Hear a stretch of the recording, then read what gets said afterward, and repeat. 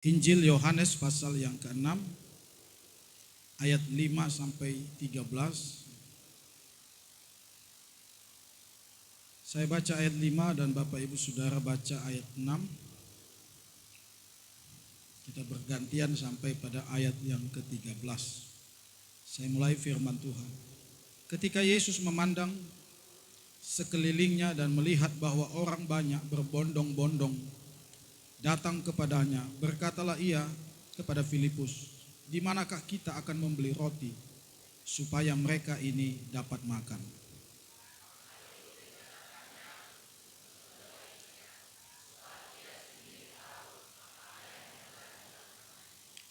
Jawab Filipus kepadanya, "Roti seharga 200 dinar tidak akan cukup untuk mereka ini, sekalipun masing-masing mendapat sepotong kecil saja."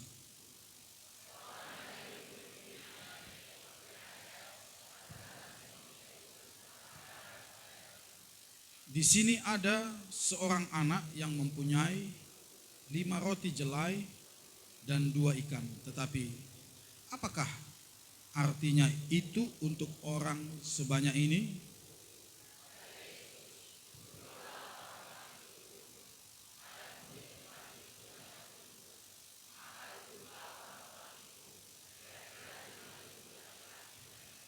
Lalu Yesus mengambil roti itu, mengucap syukur dan membagi-bagikannya kepada mereka yang duduk di situ. Demikian juga dibuatnya dengan ikan-ikan itu, sebanyak yang mereka kehendaki.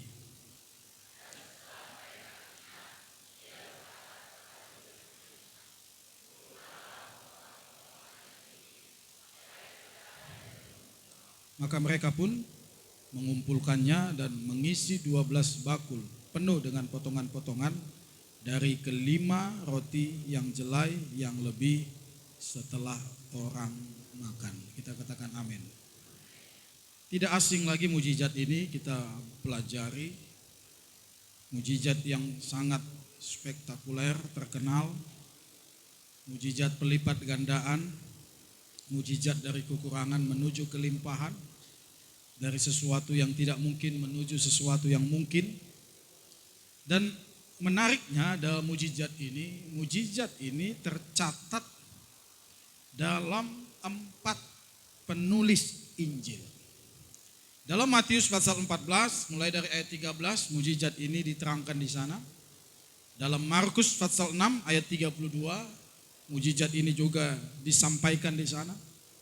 Dalam Lukas pasal 9 ayat 10 sampai 17 mujizat ini juga disampaikan di sana. Yang kita baca barusan adalah dari sudut pandang Rasul Yohanes, seorang yang juga murid Yesus, Rasul Tuhan. Jadi 4 penulis Injil sama-sama menuliskan berita bagaimana Yesus memberi makan 5.000 orang. Berarti ini sesuatu yang penting bagi kita untuk kita pelajari bersama-sama. Untuk kita maknai apa hal yang terkandung di dalam mujizat itu. Gunanya, tujuannya adalah agar kita sekalian sidang Jumat Tuhan juga mengalami hal yang sama.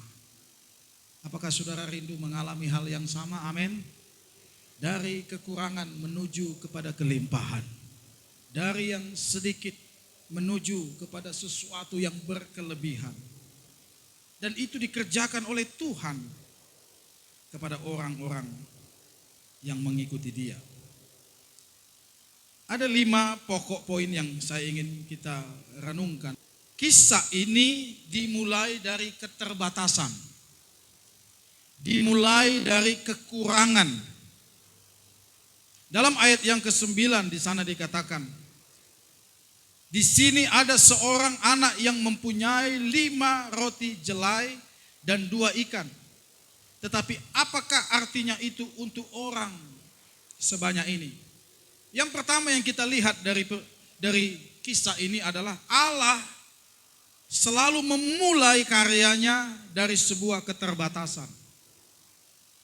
Allah tidak menunggu kondisi yang ideal untuk melakukan sesuatu. Allah tidak menunggu segala sesuatu baik lalu dia kerjakan bagi kita. Jadi kalau saya bisa berkata begini, kekurangan bagi kita, bagi saya, bagi saudara adalah panggung bagi Tuhan. Ada yang bilang amin? Kekurangan bagi saya dan saudara adalah panggung utama dari Tuhan. Biasanya kita mau gerak dulu kalau sudah ada kondisi idealnya dulu. Sudah ada modalnya dulu. Setidak-tidaknya sudah ada sesuatu yang kita pegang dulu. Coba bayangkan dengan logika kita 5 roti 2 ikan. Hari ini aja jemaat anugerah nggak akan mungkin bisa makan itu dengan kenyang kalau cuma ada 5 roti dan 2 ikan. Tapi inilah Tuhan. Dia tidak terhalang oleh minimnya sumber daya. Dia tidak terhalang oleh kecilnya dukungan. Hanya seorang anak kecil yang menyerahkan. Ia bebas berkarya bahkan ketika manusia hanya mampu membawa yang sisa bukan yang lebih. Dalam Kejadian pasal yang pertama, ini sering kita dengarkan. Ayat 1 saya mulai. Pada mulanya Allah menciptakan langit dan bumi. Ayat 2. Bumi belum berbentuk dan kosong. Gelap gulita menutupi samudra raya. Lihat bagaimana Allah memulai menciptakan. Kalau kita jalan-jalan kita lihat Samosir. Wah, kepingan surga. Wah, kita lihat air terjun Niagara. Kita lihat water canyon di Amerika. Wah, luar biasa, indah. Ciptaan itu dimulai dari ayat 2. Bumi belum berbentuk. Bumi masih kosong. Bumi masih gelap. Tapi Allah tidak menunggu semuanya baik. Lalu dia bekerja. Allah bekerja walaupun situasinya masih kosong. Allah bekerja walaupun situasinya masih gelap. Allah bekerja walaupun situasinya masih belum berbentuk. Jadi bagi kita hari ini, Tuhan tidak terhalang oleh segala kekurangan dan keterbatasan kita. Saya katakan tadi, kekurangan saya dan saudara adalah panggung utama Tuhan untuk melakukan mujizat. Yang kedua, penyerahan itu lebih penting dari perhitungan. Murid-murid sibuk menghitung ketidakmungkinan. Murid-murid sibuk dengan logikanya. Di dalam ayat yang ke-9 Yohanes 6, di sini ada seorang anak yang mempunyai 5 roti jelai dan 2 ikan. Perhatikan kalimat yang kedua. Tetapi apakah artinya itu untuk orang sebanyak ini? Apakah maknanya, apakah artinya roti yang 5 ini dan 2 ikan ini untuk orang sebanyak ini? Mereka sibuk menghitung ketidakmungkinan. Bahkan di dalam ayat yang kelima, Filipus berkata kepada Yesus, ya, maksudnya Yesus berkata kepada Filipus, maaf ya, ketika Yesus memandang sekelilingnya dan melihat bahwa orang banyak berbondong-bondong datang kepadanya, berkatalah ia kepada Filipus, di manakah kita akan membeli roti supaya mereka ini dapat makan? Ayat 7, jawab Filipus kepadanya, roti seharga 200 dinar, berarti mereka punya uang 200 dinar. Mereka punya kas 200 dinar. Roti seharga 200 dinar tidak akan cukup untuk mereka ini. Sekalipun masing-masing mendapat sepotong kecil saja. Seringkali kita boleh jujur ya Bapak Ibu. Kita lebih banyak perhitungan daripada penyerahan. Tapi saya mau katakan bagi kita hari ini. Anda percaya atau tidak percaya silahkan. Ini firman Tuhan, ini kebenaran yang saya pelajari. Dan ini sudah terwujud nyata. Bahwa mujizat terjadi di zona penyerahan, di area penyerahan. Mungkin perhitungan kita hebat, kita seorang akuntansi atau seorang yang cerdas, berpendidikan, analisis kita, kalkulasi kita sangat mantap. Tapi semua kalkulasi, semua analisis, semua strategi tidak bisa mengerjakan mujizat. Semua perhitungan manusia, semua analisis, semua kalkulasi tidak mampu mengerjakan mujizat. Yang mampu mengerjakannya adalah penyerahan. Ayat yang ke-9 tadi dikatakan, seorang anak mempunyai 5 roti dan 2 ikan. Seorang anak mempunyai 5 roti dan 2 ikan. Satu bagian yang sangat kecil, tapi diserahkan kepada Tuhan. Dan Tuhan menerimanya, ayat 11. Lalu Yesus mengambil roti itu. Apa yang kita serahkan, itu yang berdampak pada mujizat daripada apa yang kita hitung. Apa yang kita serahkan adalah bagian dari iman. Seseorang yang memiliki iman, dia berani melakukan segala sesuatu. Waktu Saul ditantang Goliat, Saul melakukan perhitungan. Badan Goliat tinggi, kekuatannya besar, pengalamannya lebih banyak. Gak sanggup dia mengalahkan Goliat. Akhirnya dia bersembunyi di kemahnya. Dia tidak menyerahkan kekuatannya kepada Tuhan. Dia lebih menganalisis, mengkalkulasi, menghitung. Saya pikir tidak salah kita menghitung, mengkalkulasi. Tetapi area mujizat tidak ada dalam perhitungan, area mujizat ada dalam penyerahan. Semakin saudara menghitung, semakin tidak pernah ada mujizat terjadi dalam hidup kita. Karena menghitung itu pasti akan 2 muncul. 2 sudut pandang muncul, 1 untung 1 rugi. Hanya itu tujuan seseorang menghitung. Supaya ketahuan apakah ini untung, apakah ini rugi. Kan itu tujuannya. Hanya itu. Tetapi murid-murid yang lain menghitung ketidakmungkinan. Uang 200 dinar tidak mungkin. 5 roti, 2 ikan juga tidak mungkin. Mereka lupa bahwa kunci mujizat adalah iman melalui penyerahan diri mereka kepada Tuhan. Amin. Yang ketiga, ucapan syukur selalu mendahului kelimpahan. Ayat yang ke-11. Yesus mengambil roti itu, mengucap syukur. Apakah Yesus mengucap syukur setelah roti bertambah banyak, saudara? Setelah roti berkelimpahan? Tidak, justru Yesus mengucap syukur sebelum roti, sebelum ikan bertambah-tambah. Jadi mengucap syukur ini bicara respon, bukan tergantung dari keadaan. Hati yang bersyukur adalah pilihan. Dia tidak menunggu keadaan membaik. Kalau keadaan membaik lalu kita mengucap syukur, gak jadi Kristen pun kita, semua orang begitu.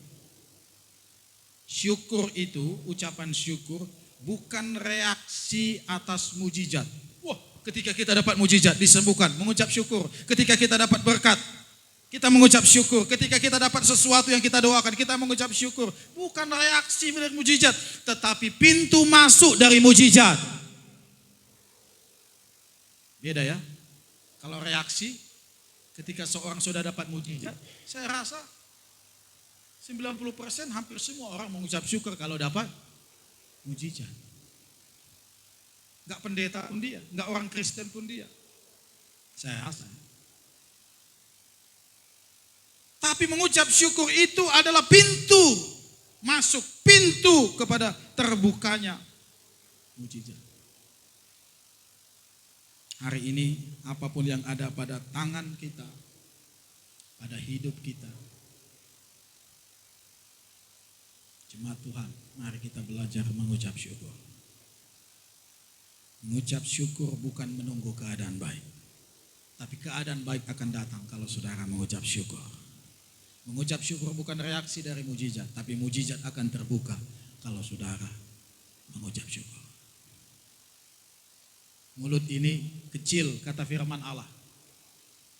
Sederhana, lidah ini sederhana, tapi dia adalah anggota tubuh yang paling mematikan dan menghidupkan.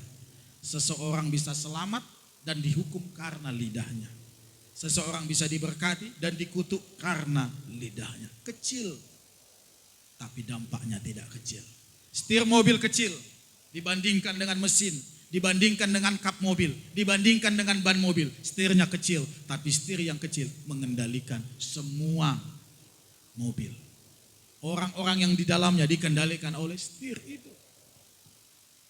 Begitulah ucapan syukur. Yang keempat, Allah melibatkan manusia dalam karya mujizat.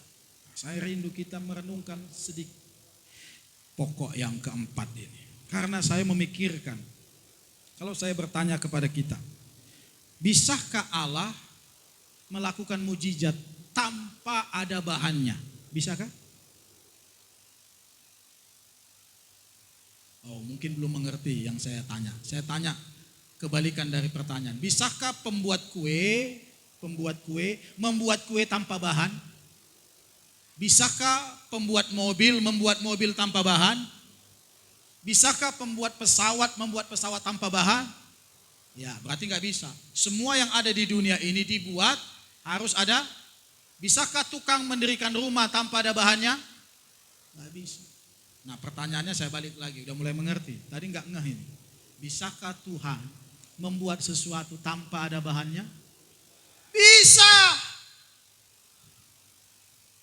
Bahkan tanpa ada siapapun dia bisa.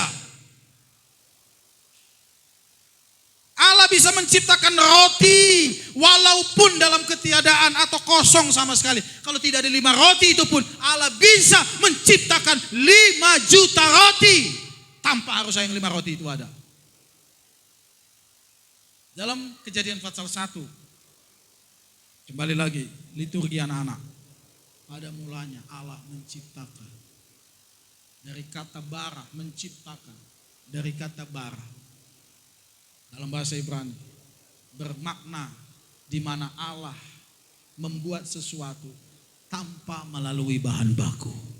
Dan diumumkan dalam Kejadian pasal 1 ayat 1, 2 dan 3.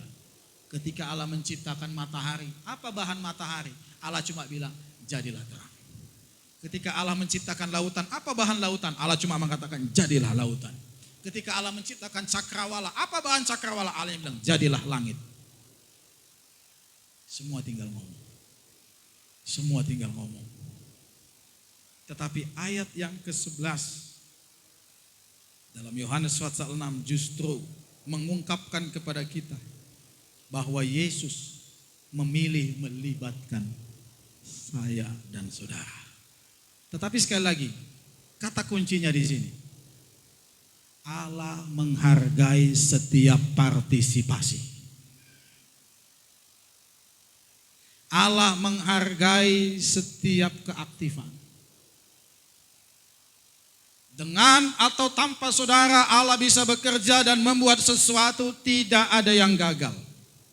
Satu kali Yesus masuk ke Yerusalem, orang berseru, Hosana, Hosana anak Daud. Hosana, Hosana anak Daud. Hosana, Hosana anak Daud. Suasana kota Yerusalem dipenuhi dengan suara yang menggetar. Suara yang begitu keras, yang membisingkan telinga orang-orang Farisi, ahli-ahli Taurat. Yang tidak senang dengan situasi di mana orang memuji Tuhan. Lalu mereka berkata, Yesus, Guru, suruhlah mereka ini diam. Ribut sekali tempat ini, ribut sekali kota ini, suruhlah orang banyak ini diam.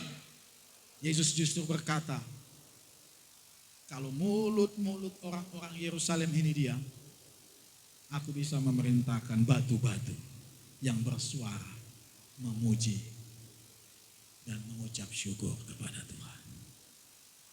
Allah menghargai setiap partisipasi. Bukan berarti Allah membutuhkan partisipasi, tidak. Tanpa partisipasi pun Allah bisa bekerja. Tetapi Allah menghargai setiap partisipasi. Kenapa? Karena Dia ingin orang percaya anak Tuhan itu mendapatkan anugerahnya. Bukankah ketika kita menjadi bagian dalam pelayanan, ketika kita ada, bisa dan melayani Tuhan, bukankah itu karena kasih karunia-Nya?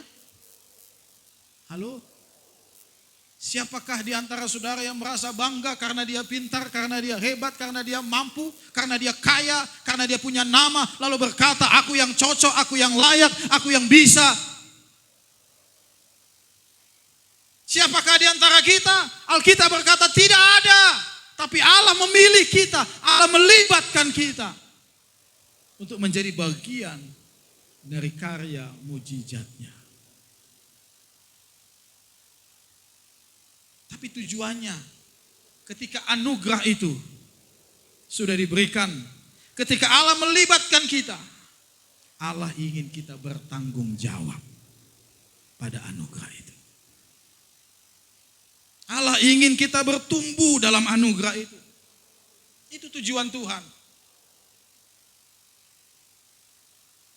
Dia bisa lakukan apa saja tanpa atau dengan manusia, kosong sekalipun dia bisa kerjakan. Tapi dia ingin manusia itu bertanggung jawab kepada anugerah itu. Dia ingin manusia itu bertumbuh di dalam anugerahnya yang luar biasa itu. Makanya Allah menghargai setiap partisipasi. Saya contohkan lagi kisah yang saya sudah ulang tentang Goliat. Hari pertama Goliat dari Gad datang. Dia berkata begini, pilih dari antara kamu Israel orang yang paling kuat, yang paling besar, yang paling hebat, yang paling punya kemampuan luar biasa. Ayo bertanding 1 lawan 1 di sini. Itu hari pertama. Ayo aku menantang siapapun dari orang Israel, aku menantang 1 lawan 1. Saudara-saudara, sebenarnya perkataan ini tujuannya kepada satu orang yang namanya Saul. Karena Saul adalah raja. Tapi Saul melihat Goliat yang kekar, besar, tegap, berpengalaman. Dia takut, dia bersembunyi dalam kemahnya. Diulang lagi hari kedua, siapakah di antara kamu yang mau menantang? Kalau dia menang, maka yang kalah akan jadi hamba, yang menang akan jadi tuan. Siapa di antara kamu? Gak ada yang berani sembunyi di dalam kemah. Besok lagi diulang oleh Goliat, siapakah di antara kamu? Goliat tentu cari lawan yang sepadan dengan dia. Masa dicarinya, siapa di antara kamu yang kurang makan, yang gak berpengalaman, yang kurus kering, ayo maju ke depan. Kita bertanding, kita bertempur. Tidak, dia cari siapa yang paling kuat. Bawa senjatanya, bawa kemampuannya. Ayo kita bertanding di sini. Hari yang ke-5, ke-6, ke-7, ke-8, sampai hari yang ke-40. Semua orang Israel, termasuk Saul, bersembunyi di kemah. Tidak ada partisipasi. Tidak ada sesuatu yang mereka kerjakan. Tiba-tiba di hari yang ke-40.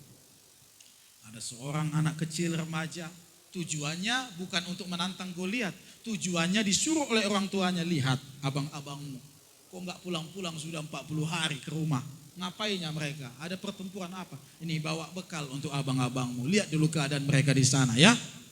Daud pergi, tapi sampainya dia di tempat pertempuran itu, dia kaget, ada orang yang memaki-maki dan menghina Allah Israel.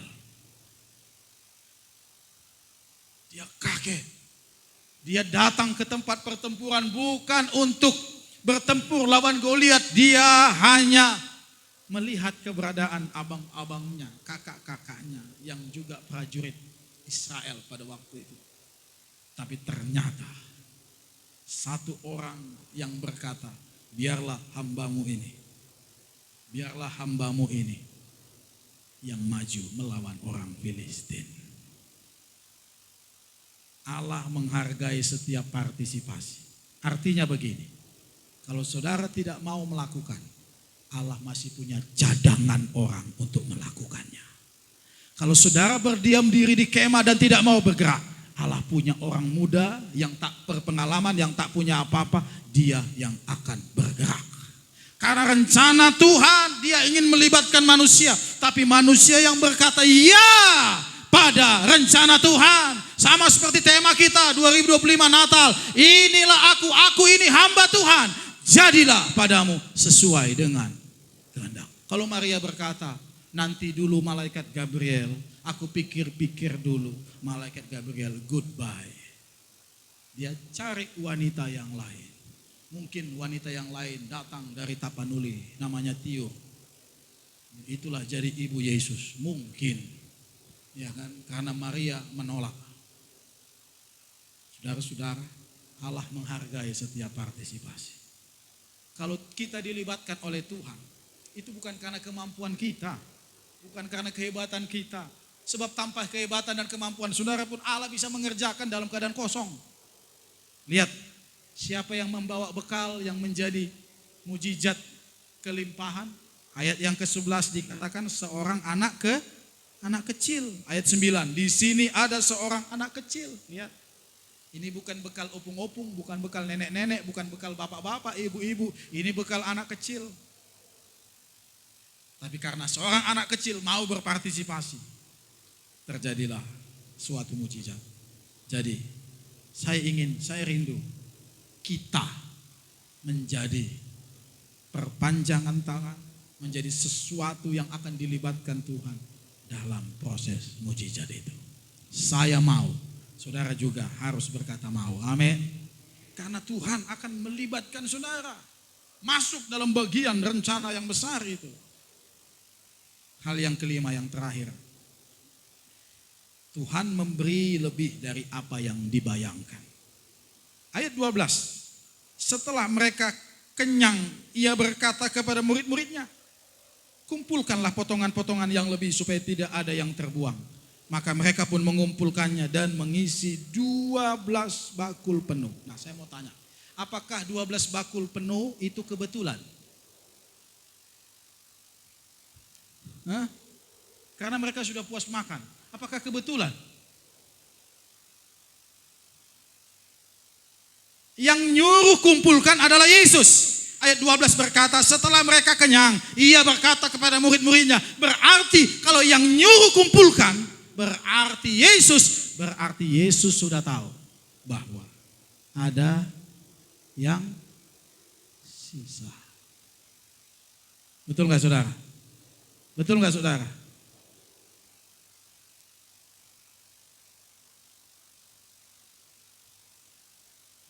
Dua belas bakul bukan kebetulan. 12 bakul adalah tanda bahwa Allah bukan saja mencukupi, tapi melimpahkan. Dia sudah tahu itu. 5 roti dan 2 ikan tadi kan tidak cukup. Ternyata mereka makan sampai kenyang, sampai puas. Mencukupi itu standar berkat Tuhan. Tapi kita ingin ke langkah yang kedua, tangga yang kedua, yaitu melimpahkan. Dan Allah ini memberi lebih dari apa yang pernahkah terbayang? Apakah murid-muridnya sudah tahu bahwa ini akan terjadi sisa? Tidak. Siapa yang berpikir ini sisa? Tidak ada yang berpikir. Ini berpikir kenyangannya udah luar biasa. Gak ada yang berpikir ini sisa. Misalkan ya, contoh, ini jemaat anugerah hadir 250 orang. Lalu disiapkan nasi kotak 250. Tiba-tiba setelah dibagikan sisa 2.500. Ada nggak yang berpikir itu? Nggak mungkin lah kawan. Nggak mungkin. Ya kan? Yang disiapkan 250 ternyata setelah dibagi makan semua orang sisa 2.500 kotak. Kalau gitu besok bikin pesta aja kita tiap hari. Berapa undangan yang hadir? 500. Berapa kita siapkan? Siapkan aja 50. Nanti sisa jadi 500 itu. Sejak kapan? Yang ada undangan 500 disiapkan 1.000 kurang. Inilah keanehannya.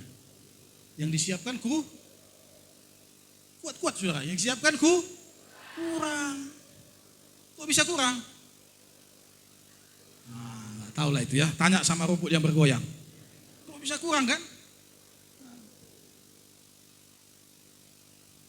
Bersama dengan Tuhan, masa depan kita tidak sekedar bertahan, tapi berpengharapan.